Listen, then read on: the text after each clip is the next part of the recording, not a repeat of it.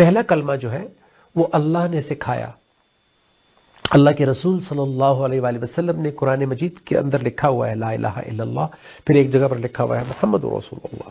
ان دونوں کو جب ساتھ جوڑا تو یہ ایک اناؤنسمنٹ بن گئی کہ لا الہ الا اللہ پہلے ضروری ہے، پھر ساتھ رول ماڈل، کیونکہ پریکٹیکل ایگزامپل اللہ کے رسول صلی اللہ علیہ وسلم ہے. تو اللہ کے رسول صلی اللہ علیہ وآلہ وسلم نے یہ کلمہ ایجوکیٹ کیا لوگوں کو. یہ شاید آپ نے بات پہلے کبھی نہ سنی ہوگی نہ اس طرح سے دیکھی ہوگی، تو اس لیے میں ریپیٹ کرتا ہوں اس کو کہ پہلا کلمہ جو ہے وہ ہے لا الہ الا اللہ محمد رسول اللہ صلی اللہ علیہ وسلم خاتم النبیین. تو پہلا کلمہ سکھایا گیا انسان کو کہ اللہ کے علاوہ کوئی معبود نہیں ہے اور محمد رسول اللہ صلی اللہ علیہ وسلم اللہ کے رسول ہیں. جب انسان نے، میرے عزیز دوستوں بھائیوں بہنوں، جب انسان نے ایگری کر لیا، زبردستی نہیں، تلوار کے زور پہ نہیں، وہ ویسا اللہ کو چاہیے ہی نہیں ہے ایمان. جب ذہنی طور پہ، دلی طور پہ، جذباتی طور پہ، ہر لحاظ سے اس نے تمام سوالات کر کے ٹھوک بچا کر جب اس نے چیک کر لیا، اس کو یقین ہو گیا کہ اللہ کے علاوہ کوئی معبود نہیں ہے، تو اس نے پھر کیا اناؤنس کیا؟ دوسرا کلمہ، اشہد اللہ الہ الا اللہ. اشہد اللہ، میں یہ گواہی دیتا ہوں، اشہد، میں یہ وٹنس کرتا ہوں، میں یہ گواہی دیتا ہوں کہ اللہ کے علاوہ کوئی معبود نہیں ہے. مجھے پتہ لگ گیا، مجھے سمجھ میں آ گئی، میں کنونس ہو گیا، میں کلیئر ہو گیا. وَأَشْهَدُ أَنَّ مُحَمَّدًا عَبْدُهُ وَرَسُولُهُ، اور میں یہ گواہی دیتا ہوں کہ یہ جو محمد ہیں یہ اللہ کے بندے ہیں. کیونکہ لوگ سمجھ رہے تھے کہ پتہ نہیں ان کے کوئی اپنے عزائم ہیں، ان کے پیچھے کوئی اور ہے، انہیں کوئی اور پڑھا رہا ہے، سکھا رہا ہے، بتا رہا ہے، ان کا کوئی ایجنڈا ہے، یہ کچھ حاصل کرنا چاہتے ہیں، یہ ہم پہ رول کرنا چاہتے ہیں، ان کو طاقت چاہیے، ان کو پیسہ چاہیے، ان کو چودراہٹ چاہیے. آپ نے سب ہسٹری پڑھی ہے. تو میں یہ وٹنس کرتا ہوں، یہ اناؤنس کرتا ہوں کہ اشہد اللہ الہ الا اللہ واشہد ان محمدًا عبدہ، محمد صلی اللہ علیہ وسلم اللہ کے غلام ہیں، اللہ کے عبد ہیں، یہ اللہ کے بندے ہیں. ورسولہ، اور یہ اللہ کے میسنجر، بھیجے ہوئے رسول ہیں. ان کا اپنا کوئی موٹیو، انسینٹیو یا ایجنڈا نہیں ہے. اتنا بڑا ہے یہ کلمہ، دوسرا کلمہ. یعنی میں کنونس ہو چکا ہوں. اس کا مطلب ہے اب مجھے کوئی چیز میرے رستے سے ہٹا نہیں سکتی، کنفیوز نہیں کر سکتی، ڈسٹریکٹ نہیں کر سکتی. اب یہ پہلے کلمے سے دوسرے کلمے تک کا سفر کیسے ہوا؟ آج آپ اور میں کیسے چیک کر سکتے ہیں کہ ہم نے یہ سفر کیا بھی یا نہیں کیا؟ ایک بریک کے بعد جب واپس آئیں گے تو انشاءاللہ اپنے ایمانوں کو پھر سے ٹٹولیں گے، جھنجھوڑیں گے، جگائیں گے. ایک بریک کے بعد ملتے ہیں. السلام علیکم ورحمۃ اللہ وبرکاتہ. یہ میرا دل، یہ میری جان، میری پہچان. السلام علیکم ورحمۃ اللہ وبرکاتہ اینڈ ویلکم بیک. تو پہلے کلمے سے دوسرے کلمے تک کا سفر. پہلے تو چلتے ہیں پیچھے اللہ کے رسول صلی اللہ علیہ وآلہ وسلم کے دور میں، کہ اللہ کے رسول صلی اللہ علیہ وآلہ وسلم کی بعثت سے پہلے تو اس وقت مکہ مدینہ میں، اس وقت عربیہ میں کیا ہو رہا تھا، لوگوں نے کیا، ان کی دین کی پکچر تھی، وہ کیا، کس طرح کی زندگی گزار رہے تھے. اس سے ہمیں بڑا ایزی ہو جائے گا کمپیئر کرنا کہ آج ہم کیا کر رہے ہیں. تو جب آپ یہ اسٹڈی کریں گے آپ دیکھیں گے، اور قرآن مجید نے بھی obviously اپنے نبی صلی اللہ علیہ وآلہ وسلم کو ایجوکیٹ کیا ہوگا، بتایا ہوگا کہ یہ جو سارے الہ بنائے ہوئے ہیں، سارے معبود بنائے ہوئے ہیں، ان کی کیا ویلیو، ان کی کیا حیثیت ہے، اور اللہ اللہ کیسے معبود ہیں اور یہ کیا معبود ہے. یہ فرق جو ہے یہ اللہ کے رسول صلی اللہ علیہ وآلہ وسلم کو واضح کر دیا گیا تھا. تبھی انہوں نے اصحابہ کرام رضی اللہ عنہم اور جو لوگ بھی غور و فکر کرنے والے تھے، جو سمجھ بوجھ استعمال کرنے والے تھے، ان کے زندگی میں بھی وہ بت آہستہ آہستہ آہستہ آہستہ ٹوٹتے چلے گئے. تو دیکھیے، جو سب سے بڑا جو معبود تھا اس وقت قریش کا، وہ تھا ہبل. تو یہ ہبل کو انہوں نے سب سے بڑا درجہ دیا ہوا تھا. کعبہ کے اندر بھی بہت بڑا بت بنایا ہوا تھا، اور ایک گولڈن آرم تھا اس کا، اور اس کے سامنے وہ ایروز پھینکا کرتے تھے، یہ جو تیر ہوتے ہیں، اور تیر کے گرنے سے اس کے رخ سے پتہ چلتا تھا کہ کہاں کو فیٹ کیا ہوگی، قسمت کیا ہوگی، کیا یہ کام کرنا ہے نہیں کرنا. تو بت تو ظاہر ہے نہیں بولتا تھا، لیکن انہوں نے بت کو ایک ایک ایسا مقام، ایسی جگہ دے دی تھی کہ لوگ اس کی رسپیکٹ کرنے لگے تھے، اس سے مانگنے لگے تھے. اللہ کا نام بھی جانتے تھے لوگ. اللہ کے رسول صلی اللہ علیہ وسلم کے والد محترم کا نام عبداللہ تھا. تو اس کا مطلب ہے اللہ کا نام سے تو لوگ واقف تھے، کیونکہ ابراہیم علیہ السلام نے کعبہ کی بنیاد ڈالی تھی. اور صدیوں سے اللہ کا نام تو is there from the day one. جب سے اللہ کی کائنات ہے اللہ کا نام ہے، اور انبیاء کرام اللہ کا نام ہر دور میں انسانیت کو بتاتے رہے. یہ الگ بات ہے کہ ہر دور میں لوگ اپنی مرضی کے معبودوں کی پرستش کرتے ہیں، پوجا کرتے ہیں، اپنی خواہشات پہ ہی چلتے ہیں. آج یہ ہمیں سمجھ میں آئے گا، یہ بات بڑی امپورٹنٹ ہے کہ یہ معبود ایسے نہیں بن جاتے. یہ جو جھوٹے معبود ہوتے ہیں یہ ایسے نہیں بن جاتے. ان کے پیچھے کیا ہوتا ہے اور یہ کیسے وہاں تک نوبت پہنچتی ہے کہ بت بن جاتے ہیں. تو سمجھ میں آئی کہ پہلے بت اندر بنتا ہے اپنی خواہشات کا. کیونکہ آپ حیران ہوں گے کہ یہ ہر بت کسی نہ کسی خواہش سے جڑا ہوا ہے. حبل کو مین بت بنایا، پھر اس کے بعد ودا، ایک بت کا نام ودا رکھا، اور ودا کا مطلب ہوتا ہے محبت. تو اس کو محبت کا بت بنایا، گاڈ بنایا. پھر سوا، پھر یعوق، پھر نصر، پھر لات، پھر منات، عزا. یہ جو اتنے سارے جو انہوں نے بت بنائے ہوئے تھے، آپ حیران ہوں گے کہ ان کے پیچھے ان کی اپنی خواہشات تھیں. اگر کسی کو عزت چاہیے تو وہ عزا کے پاس جاتا تھا. اسی طرح کسی کو کچھ پرابلم تھا وہ ودا کے پاس جاتا تھا، کسی کو کچھ تھا وہ حبل کے پاس جاتا تھا. جنگ سے پہلے وہ اس کے پاس جاتے تھے، حبل کے پاس جاتے تھے. اور اس طرح کی انہوں نے بہت ساری، آپ پڑھیں تفصیل سے یہ ہسٹری میں تو آپ کو پتہ لگے گا کہ اپنی اپنی خواہشات کی تکمیل کے لیے کوئی نہ کوئی بت بنائے ہوئے تھے. تو یہ بت کے پیچھے کیا ہے؟ خواہش. خواہش کے پیچھے کیا ہے؟ کمزوری. جب کمزوری کے پیچھے کیا ہے؟ عادت. عادت کے پیچھے کیا ہے؟ شیطان. تو شیطان ہماری عادات کو ابھارتا ہے. ہماری یعنی جو اندر برائی کا ایلیمنٹ ہے جو اللہ نے آزمانے کے لیے ہمارے اندر ڈالا تھا، اچھائی بھی ڈالی اور برائی بھی ڈالی، یعنی برا کرنے کی ایبیلٹی ڈالی، صلاحیت ڈالی. تو کیونکہ ہماری آزمائش ہو رہی ہے، تو میں آپ کو بالکل روٹ سے بتا رہا ہوں کہ شیطان ہماری برائی کرنے کی صلاحیت کو جگاتا ہے. کوئی نہ کوئی اندر خیال ڈالتا ہے، آس پاس ماحول ایسا بناتا ہے، پھر ہمیں ٹیسٹ کرواتا ہے کسی برائی کو. جب ہم ٹیسٹ کرتے ہیں تو ہمیں آہستہ آہستہ آہستہ عادت ڈلواتا ہے. جب عادت ہو جاتی ہے، کسی کو ایگو کی عادت ہو گئی، اس کو اس نے دیکھا کہ میں ایگو میں رہتا ہوں تو لوگ مجھ سے ڈرتے ہیں. میرے پاس پیسہ ہے، میرے پاس پیسہ لے لو تو لوگ ڈریں گے. بڑی گاڑی ہوگی، لوگ کہیں گے او اتنی بڑی گاڑی سے اتر رہا ہے، ساتھ 2-4 گارڈز ہوں گے. تو آپ کو پہلے ٹیسٹ لگواتا ہے عزت کا، آپ کی دوسری خواہشات کا اور چیزوں کا، گناہوں کا. پھر وہ آہستہ آہستہ آپ کی عادت بن جاتی ہے. عادت سے پھر وہ ایسی خواہش بن جاتی ہے، ایسی کمزوری بن جاتی ہے جس پہ ہم مرنا شروع کر دیتے ہیں. کہ اس کے لیے آج آپ دیکھیں کہ اربوں کھربوں روپے کما کے بھی انسان دوبارہ کرسی حاصل کرنا چاہتا ہے کہ کس طرح میں پاور میں آ جاؤں. کیونکہ پاور خود ایک معبود ہے، پاور خود ایک کمزوری ہے. پیسہ ایک کمزوری ہے، پاور دوسری کمزوری ہے. تو خالی پیسہ بھی کافی نہیں ہو رہا انسان کے لیے، وہ کہتا ہے میرے پاس پاور بھی ہو. تو پھر جب یہ چیزیں معبود بن جاتی ہیں، یہ بات جاننی بہت ضروری ہے. ہم نے صرف معبود سمجھا کہ بتوں کی شکل میں ہے، ناموں کی شکل میں ہے. نہیں، ہر بت، ہر نام کے پیچھے کچھ ایک ہسٹری ہوتی ہے، ایک وجہ ہوتی ہے جس کی وجہ سے وہ بنتا ہے.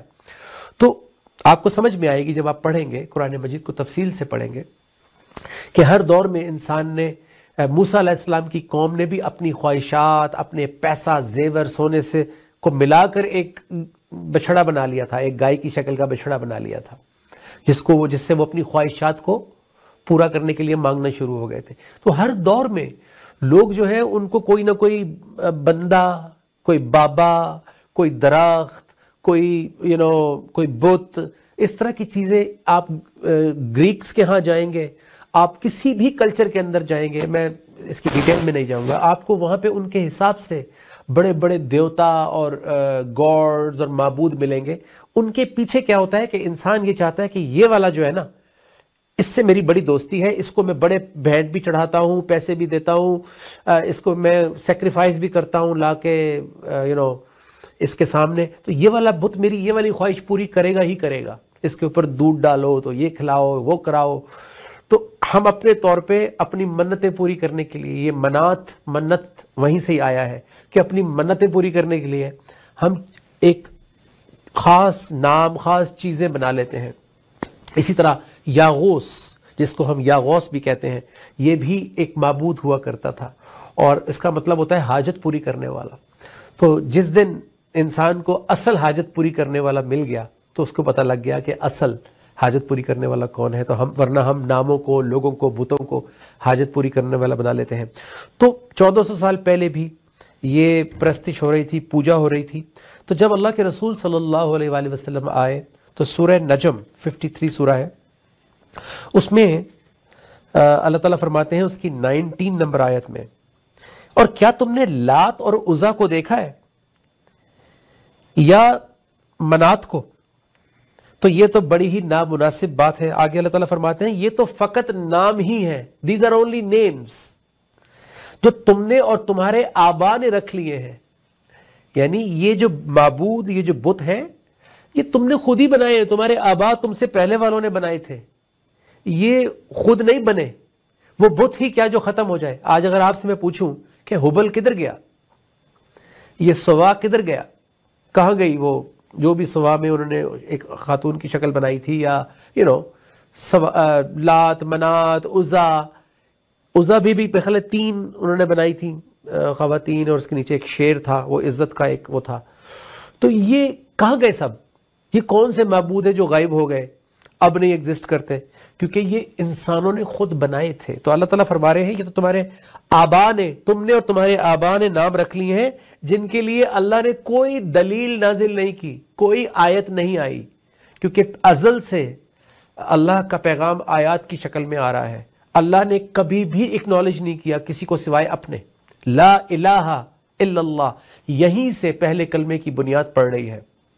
अल्लाह ने किसी को इस काबिल ही नहीं समझा, क्योंकि अल्लाह के होते हुए किसी की क्या जरूरत है, माबूदों की या बुतों की या किसी और डेटीज की। तो आगे देखिए, जो मैं आपसे कह रहा था उसकी कंफर्मेशन हो रही है। मैंने आपसे कहा कि इनके पीछे ख्वाहिशात होती हैं, बुतों के पीछे। अल्लाह ताला फरमाते हैं कि ये तो महज नाम है जो तुमने तो और तुम्हारे आबा ने रख लिए हैं, इनके लिए अल्लाह ने कोई दलील नाजिल नहीं की, वो तो सिर्फ जनो गुमान की और ख्वाहिश नफ्स ही की पैरवी करते हैं। इन यत्तबिऊना इल्ला ज़न्ना, ये तो सिर्फ अपने जनो गुमान, फैंटेसीज को फॉलो करते हैं। तहवल अनफुस, और ये अपनी ख्वाहिश नफ्स, डिजायर को फॉलो करते हैं। तो अपनी डिजायर को पूरा करने के लिए इन्होंने कुछ नाम और कुछ बुत बना लिए, और फिर ये क्या करते हैं, और क्या होता था कि ये खुद उन बुतों को, उन नामों को बड़ा कर देते थे, उनके आगे झुकते थे। तो जितने भी लोग इनके कबीले में होते थे, जो इनके मोहताज होते थे, इनके गुलाम होते थे, वो भी उस बुत को फॉलो करना शुरू कर देते थे। ये ऐसे ही है कि कोई जिस घर में पैदा हो गया, उसने अपने माँ बाप को अगर दरख्त को पूजते हुए देखा तो उसने दरख्त की पूजा शुरू कर दी। उसने अपनी माँ को आसमान की तरफ हाथ उठाते हुए देखा तो उसने भी आसमान की तरफ हाथ उठा लिए। उसने अपने माँ बाप को घंटी बजाते हुए और प्रार्थना करते हुए देखा तो उसने प्रार्थना करनी शुरू कर दी। उसने गुरुद्वारा साहब में जाते हुए देखा, वो वहां चला गया। उसने चर्च में जाके नील डाउन होते देखा, उसने वो कर लिया। तो 1400 साल पहले भी जो जिस ट्राइब में, जिस कबीले में पैदा होता था, वहां के जो माबूद और जो बुत होते थे वो उनको फॉलो करना शुरू कर देते थे। तो कभी भी बुतों ने नहीं कहा कि हम तुम्हारे खुदा हैं, या हमने तुम्हें पैदा किया, या तुम हमारे कहने पर चलो, क्योंकि वो तो बोल ही नहीं सकता। तो इंसान अपनी ख्वाहिशात से ही और दूसरी एलिमेंट से, ख्वाबों में तीर फेंक के, कॉइन्स फेंक के, बकरे ज़िबा करके लोग उनसे अपनी ख्वाहिशात मांगा करते थे कि हमारी ये ख्वाहिश पूरी कर दे। और जब वो ख्वाहिश पूरी हो जाती थी, क्योंकि देने वाला तो कोई और था, तो वो समझते थे कि ये बुत ने पूरी कर दी है, क्योंकि अल्लाह को वो नहीं जानते थे। वो नहीं जानते थे कि अल्लाह तो राज़िक है, क्योंकि इंसान हर दौर में और क्या मांगता आया, वही औलाद, वही पैसा, वही खाना पीना, वही घर बार, वही इज्जत, वही। तो वो तो अल्लाह देता है, वो तो अल्लाह हर दौर में दे रहा है, सबको दे रहा है। लेकिन अल्लाह ने अपने नबी करीम सल्लल्लाहु अलैहि वसल्लम को, ईमान वालों को एक खास चीज दी जो हर किसी को नहीं दी। سب کے لیے ہے، لیکن وہ ملتی کس کو ہے؟ ایک بریک پر جا رہے ہیں، جب بریک پر کے بعد واپس آئیں گے تو ہم اب آئیں گے اپنے سبجیکٹ کے اوپر۔ ابھی تو میں نے گراؤنڈ بنائی کہ یہ لا الہ الا اللہ محمد رسول اللہ کیسے انسان کو سمجھ میں آیا، اور کس طرح اس نے معبودوں سے اور بتوں سے جان چھڑائی، اور کیسے اس نے پھر ایونچولی اناؤنس کر دیا، اس کا وے آف لائف اور لائف سٹائل بن گیا کہ اشہد اللہ الہ الا اللہ واشہد ان محمد عبدہ ورسولہ۔ کہیں مت جائیے، بڑا انٹرسٹنگ سبجیکٹ ہے، میں بھی بہت سیکھ رہا ہوں۔ بریک کے بعد آئیں گے، اس پر مزید بات کریں گے۔ السلام علیکم ورحمۃ اللہ وبرکاتہ۔ یہ میرا دل، یہ میری جان، یہ میرا دل، یہ میری جان، میری پہچان۔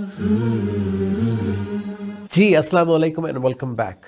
سو اللہ نے اپنے نبی صلی اللہ علیہ وآلہ وسلم خاتم النبیین کو وحی کر کے انسانیت کو ان کے اندھیروں، ان کی غفلتوں، ان کے بتوں، ان کے معبودوں، ان کی اپنی خواہشات کے بنائے ہوئے بتوں سے نجات دلوائی۔ اور یہ کیسے ہوا؟ سورہ بقرہ 2 اس کی آیت نمبر 163 میں اللہ تعالیٰ فرماتے ہیں وَإِلَٰهُكُمْ، اور تمہارا معبود، تمہارا الہ، کیونکہ لوگوں کے تو بہت سارے الہ تھے، تو وحی کے ذریعے بتایا گیا کہ وَإِلَٰهُكُمْ إِلَٰهٌ وَاحِدٌ، کہ تمہارا جو الہ ہے، جو معبود ہے، وہ الہ واحد ہے۔ واحد کا مطلب صرف ایک نہیں ہوتا میرے عزیز دوستو، بھائیو بہنوں، واحد کا مطلب ہوتا ہے کہ ایسا کوئی ہے ہی نہیں، ون اینڈ اونلی، جس کا کوئی کمپیریزن نہیں ہے، جس کو نہ اونگ آتی ہے نہ نیند آتی ہے، جو حی القیوم ہے، جو زندہ ہے۔ بت زندہ نہیں ہوتے، خواہشات اور یہ سب چیزیں کی زندہ نہیں ہے، یہ خالی ایک فینٹیسی ہوتی ہے۔ آپ اپنی خواہش پوری کر لیتے ہیں تو آپ کو اندازہ ہوتا ہے کہ یہ تو مجھ سے گناہ ہو گیا، یہ تو کچھ بھی نہیں تھا، یہ تو ایک دھوکہ تھا۔ تو یہ خواہشات، یہ بت، یہ دھوکہ ہوتے ہیں۔ الہ واحد کا مطلب ہے کہ یہ ایک اکیلا بھی ہے، ایک بھی ہے ایسا، اور یونیک بھی ہے، ون اینڈ اونلی ہے، ایسا کوئی اور ہے بھی نہیں۔ اس کی جو صفات ہے وہ کسی انسان کی، کسی بت کی ہو ہی نہیں سکتی، پاسبل ہی نہیں ہے۔ انفارچونیٹلی بد نصیبی یہ ہے کہ ہم نے کلمہ تو پڑھ لیا، لیکن ہم نے کبھی کلمے کو جانا نہیں کہ کلمہ ہے کیا۔ تو جب ہم کہتے ہیں لا الہ الا اللہ، جب یہ پڑھایا گیا، جب یہ سکھایا گیا، تو اللہ کے رسول صلی اللہ علیہ وآلہ وسلم نے پھر اصحابہ کرام کو اور ان لوگوں کو بتایا کہ تمہارا جو الہ ہے وہ الہ واحد ہے۔ اور وہ کون ہے؟ آگے دیکھیے، لا الہ الا، اس کے علاوہ کوئی اور نہیں ہے۔ یہ ہوبل، یہ ودا، یہ سوا، یہ یعوق، یہ نصر، یہ یاغوس، یہ لات، یہ منات، یہ عزا، کوئی چکر نہیں ہے۔ لا الہ هو الرحمن، تمہارا جو معبود ہے وہ الرحمن ہے۔ تو الرحمن کو جانے بغیر اللہ کی پہچان نہیں ہوتی میرے عزیز دوستو، بھائیو بہنوں، کیونکہ الرحمن اللہ کی وہ صفت ہے کہ جس صفت کے ذریعے اس نے اس کائنات کے اندر اپنے نبی کریم صلی اللہ علیہ وآلہ وسلم کے ذریعے اپنا علم دیا۔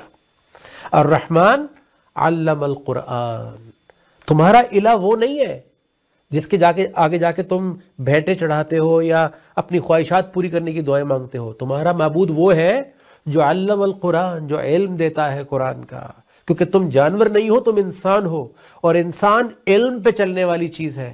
انسان علم کے بغیر آپریٹ نہیں کر سکتا۔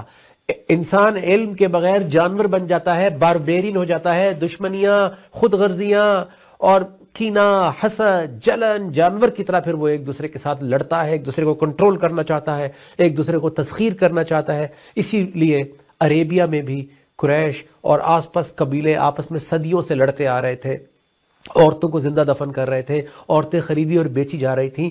تو جب بھی انسان جانور بنے گا تو وہ جانوروں کی طرح وہ بھی عورتوں کو پھر ان کا مالک بن جائے گا، ان کو پراپرٹی سمجھے گا۔ تو الرحمن اللہ کی صفت ہے، الرحمن اللہ کا لوگ نام جانتے تھے، لیکن ان کو الرحمن کی صفت نہیں پتہ لگی تھی جب تک کہ قرآن وحی نہیں ہوا۔ تو قرآن نے وحی ہونے کے بعد انسانیت کو بتایا کہ تمہارا الہ، تمہارا معبود الرحمن ہے۔ تو کیا آپ اور میں گھروں میں آج یہ بات جانتے تھے؟ کیونکہ یاد رکھیے، ہمارا مقصد یہ سبجیکٹ یا یہ ڈسکس کرنے کا ہسٹری کو جاننا نہیں ہے صرف، بلکہ یہ جاننا ہے کہ ہم سے کہاں غلطی ہوئی.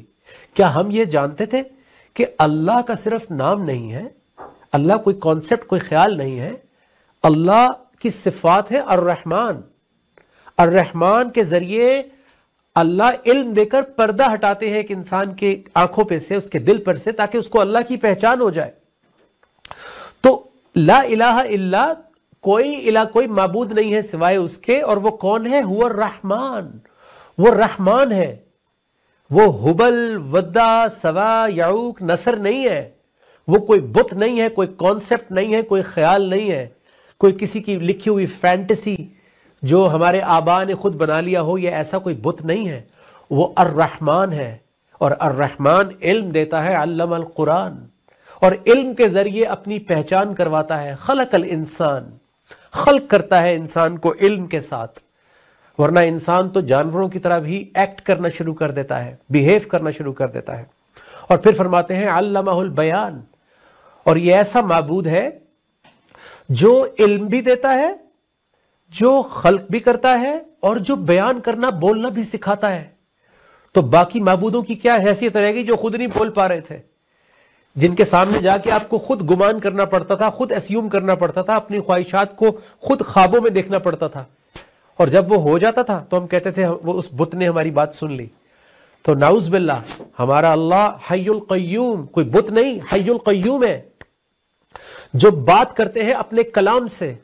اللہ نے وحی کے ذریعے اپنے نبی صلی اللہ علیہ وآلہ وسلم سے کلام کیا، اور کلام کر کے انسانیت کا پردہ ہٹایا، انسانیت کا پردہ ہٹایا کہ بھائی تمہارا معبود جو ہے، جن معبودوں کے پیچھے تم بھاگ رہے ہو، پھر رہے ہو، وہ تو فیک ہیں، وہ تو ان کی تو کوئی حیثیت نہیں ہے، وہ تو نام تم نے خود رکھے ہیں، اور ان کے پیچھے تمہاری خواہشات ہیں، خواہشات کے بت ہیں. یہ کسی نے سامنے بت بنا لیا، کسی نے دماغ میں بت بنا لیا، کسی نے دل میں بت بنا لیا، اور انہی بتوں کو لے کر جب ہم سجدہ کرتے ہیں اور جب نماز پڑھ لیتے ہیں یا ہم اللہ کے گھر چلے جاتے ہیں، تو وہی بت واپس بھی آ جاتے ہیں، وہ بت کہیں نہیں جاتے.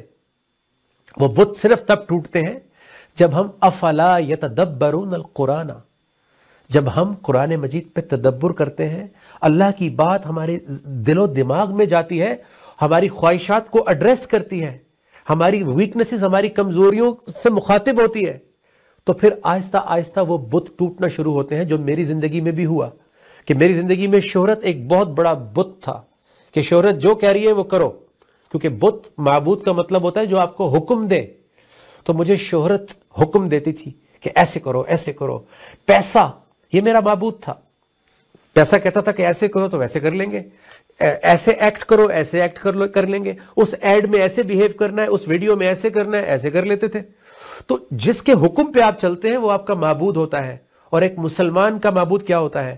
لا الہ، کوئی معبود نہیں ہے، اس کا کوئی معبود نہیں ہوتا الا اللہ، سوائے کس کے؟ اللہ کے. اس کی کوئی کمزوری، کوئی خواہشات کے پیچھے چلنا، بھاگنا، کوئی اور اس کو حکم دے، کسی اور کی کسی وے آف لائف، کوئی کلچر، کوئی ویسٹ، کوئی لائف سٹائل، کوئی دنیا کی کوئی اور کانسٹیٹیوشن نہیں. وہ پہلے اللہ کو جواب دے ہوتا ہے، لا الہ الا اللہ. تو انسانیت کو 1400 سال پہلے سکھایا گیا، اللہ کے رسول صلی اللہ علیہ وسلم نے سکھایا، اب اللہ کے کلام کے ساتھ سکھایا کہ اللہ کے علاوہ کوئی معبود نہیں ہے. اور جب لوگوں کو آہستہ آہستہ آہستہ آہستہ ان کے بت ٹوٹنے لگے، جب ان کے پہلے اندر بت ٹوٹتا ہے میرے عزیز دوستو، بھائیو بہنوں، پھر باہر کا بت ٹوٹتا ہے. جس دن ابو سفیان، ان کی جو وائف تھی ہندا، جس دن اس کو اندازہ ہو گیا تھا کہ میں ہار گئی، میں نے اتنی پلاننگ کی، میں نے اتنی کانسپریسیز کی، میں نے اتنی باتیں کی، میں نے اتنا لوگوں کو ایجیٹیٹ کیا، موٹیویٹ کیا، میں نے اسیسینیٹ کیا حضرت حمزہ رضی اللہ عنہ کو، اور میں آج ہار گئی. تو اس کے اندر کا بت پہلے ٹوٹا. اس کے بعد اس نے، تاریخ گواہ ہے کہ اس نے اپنے گھر کے اندر سارے بت توڑے تھے پہلے، کہ تم نے مجھے کیوں نہیں بچایا، تم نے میری عزت کیوں نہیں رکھی. اس دن اس کو وہ بت کھل گئے تھے. تو پہلے اندر کا بت ٹوٹتا ہے، پھر باہر کا بت ٹوٹتا ہے. اور ہم بڑے خوش نصیب ہیں اور بد نصیب بھی ہیں. خوش نصیب یہ ہے کہ ہمارے پاس حی القیوم لا الہ الا اللہ، ہمارے پاس ایک زندہ قائم 24/7 کلام کرنے والا، بات کرنے والا اللہ ہے. اور بد نصیبی یہ ہے کہ ہم آج بھی اپنی خواہشات کی خاطر جیتے ہیں، ہم آج بھی گمان میں، خیال میں، خواب میں اس سے اللہ سے رابطہ کرنے کی کوشش کرتے ہیں اس کے کلام کو کھول کے، اللہ کے رسول صلی اللہ علیہ وسلم خاتم النبیین کی سنت میں اس سے بات نہیں کرتے، اس سے نہیں مانگتے، اس سے نہیں پوچھتے یا اللہ کہ اپنی ذات پہ سے پردہ ہٹا، مجھے علم دے، اپنی حکمت دے۔ اللہ کے رسول صلی اللہ علیہ وسلم کی حدیث مبارکہ ہے کہ تم اللہ کا قرب اس چیز سے بڑھ کر کسی چیز سے حاصل نہیں کر سکتے جو اس کے اندر سے نکلی ہے، یعنی القرآن۔ تو اللہ کو جاننا ہے، اللہ کے قریب ہونا ہے، اپنی زندگی کو امپروو کرنا ہے، اپنا محاسبہ کرنا ہے، اپنے ان بتوں کو جو خواہشات کے بت بن جاتے ہیں اندر۔ میں ابھی ٹائم بہت کم ہے، میں آپ کو ڈیٹیل بتا سکتا ہوں کہ ازل سے اب تک انسان کی خواہشات میں عورت، پیسہ، سونے چاندی کے ڈھیر، ٹرانسپورٹ، گھوڑے، آج گاڑی ہے، بیٹے، بیٹیوں، آج بھی بہت سارے لوگ ان کے منہ جو ہے وہ بن جاتے ہیں جب بیٹی پیدا ہوتی ہے۔ تو بیٹا بھی انسان کی خواہش میں ہر دور میں، لینڈ، پراپرٹی، یہ تمام چیزیں ازل سے انسان کی خواہشات ہیں، ابد تک رہیں گی۔ لیکن ایک مومن ان چیزوں کو صرف یوز کرتا ہے اللہ کی رضا کے ساتھ، وہ ان چیزوں سے دور نہیں ہوتا۔ اس کی زندگی میں بھی عورت آتی ہے لیکن حلال طریقے سے آتی ہے، اس کی زندگی میں بھی بیٹے یا بیٹیاں جو بھی اللہ دیتا ہے، یا اولاد نہیں بھی دیتا تو بھی وہ اپنا ایمان نہیں چھوڑتا، اس کی زندگی میں بھی پراپرٹی یا پیسہ یا دولت جتنی بھی آتی ہے وہ اللہ کی رضا کے ساتھ آتی ہے، اور ان کو اللہ کی رضا کے ساتھ ہی سپینڈ کرتا ہے۔ اللہ آپ کو اور مجھے کوئی منک نہیں بنا رہے، کوئی پہاڑی پہ نہیں بھیج رہے، آئسولیٹ نہیں کر رہے، لیکن اللہ چاہتے ہیں کہ یہ چیزیں ہمارے معبود نہ بن جائیں، ہمارے الہ نہ بن جائیں۔ اور آخر میں میرے عزیز دوستو، آج کا جو سبجیکٹ تھا، پہلے کلمے سے دوسرے کلمے تک، جب ہمیں پہلا کلمہ سمجھ میں آ جاتا ہے، جب ہمیں زندگی کی حقیقت کھل جاتی ہے کہ اللہ کے علاوہ کوئی معبود نہیں ہے، اللہ کے علاوہ کوئی مجھے حکم دینے والا، اس سے بہتر حکمت، اس سے بہتر لائف سٹائل، اس سے بہتر سولوشن، اس سے بہتر سمجھانے والا، بچانے والا کوئی نہیں ہے 24/7۔ لا الہ الا اللہ اور محمد رسول اللہ، اللہ کے رسول صلی اللہ علیہ وسلم خاتم النبیین میرے رول ماڈل ہیں، ان کو فالو کرنا ہے، ان کی زندگی کو دیکھنا ہے، ان کے درگزر احسان کو دیکھنا ہے، ان کی زندگی کے ایمبیشنز کو دیکھنا ہے۔ جس دن مجھے یہ کلیئر ہو جاتا ہے اس دن میں کہتا ہوں اشہد اللہ الہ الا اللہ۔ اب میں یہ گواہی دیتا ہوں کیونکہ مجھے واضح ہو گیا ہے کہ I was wrong، مجھے واضح ہو گیا ہے I was ignorant، مجھے واضح ہو گیا میں جاہل تھا، آج مجھے کلیئر ہو گیا ہے۔ میں گواہی دے رہا ہوں، میں یہ اناؤنس کر رہا ہوں اشہد اللہ الہ الا اللہ، اللہ کے علاوہ کوئی الہ نہیں، کوئی معبود نہیں، واشہد ان محمدًا عبدہ، اور میں یہ گواہی دیتا ہوں کہ محمد صلی اللہ علیہ وسلم اللہ کے غلام ہیں، اللہ کے بندے ہیں، ورسولہ، اور اس کے رسول ہیں۔ 1400 سال پہلے اصحابہ کرام اور ایمان والوں نے یہی گواہی دی تھی، کیونکہ لوگ تو بہت کچھ اور چیزیں کہہ رہے تھے، لیکن جب ان کو کلیئر ہو گیا تھا تو انہوں نے گواہی دے دی تھی کہ اللہ کے علاوہ کوئی معبود نہیں ہے، اور محمد رسول اللہ صلی اللہ علیہ وسلم اللہ کے بندے ہیں اور اللہ کے رسول ہیں۔ آج آپ کو اور مجھے بھی یہی سفر دوبارہ سے کرنا ہوگا، تجدید عہد وفا کرنا ہوگا، ہمیں آج پھر سے اپنے کلمے کو سمجھنا ہوگا اور پھر سچے دل سے گواہی دینی ہوگی تاکہ ہماری زندگیاں امپروو ہو جائے۔